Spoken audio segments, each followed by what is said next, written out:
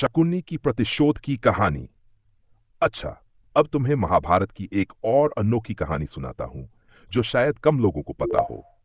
यह कहानी है गांधार नरेश शकुनी की, जो दुर्योधन का मामा था और महाभारत के युद्ध में कौरवों का प्रमुख सलाहकार।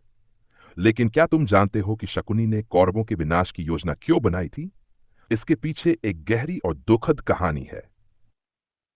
गांधारी का विवाह और धृतराष्ट्र का क्रोध। शुरुआत होती है गांधारी से, जो गांधार देश की राजकुमारी थी और शकुनी की बहन। उसका विवाह हस्तिनापुर के राजकुमार धृतराष्ट्र से तय हुआ। लेकिन विवाह से पहले एक ज्योतिष ने बताया कि गांधारी के पहले पति की मृत्यु होगी। इस अपशकुन से बचने के लिए गांधारी के पिता ने उसका विवाह पहले एक बकरे से कराया, फिर उस बकरे की बलि दे दी ताकि असली पति सुरक्षित रहे।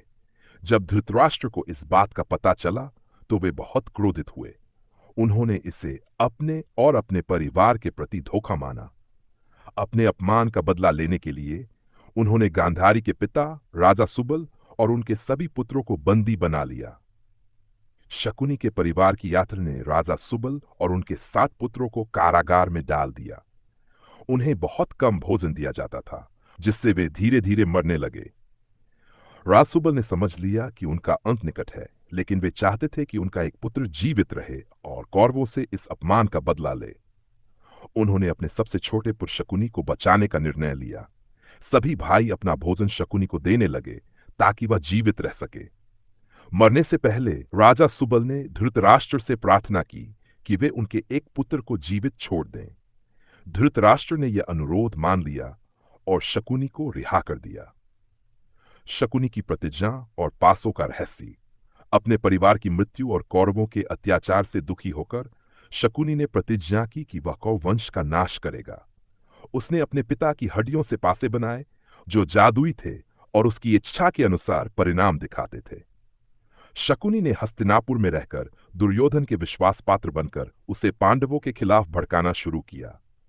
उसने दुर्योधन को जुए के खेल में युधिष्ठिर को चुनौती देने के लिए प्रेरित किया, जिसमें उसने अपने जादुई पासों का उपयोग करके पांडवों को हराया और उन्हें वनवास भेजा। प्रतिशोध की पूर्णता। शकुनी की चालों के कारण ही महाभारत का महान युद्ध हुआ, जिसमें कौरव वंश का संपूर्ण नाश हो गया।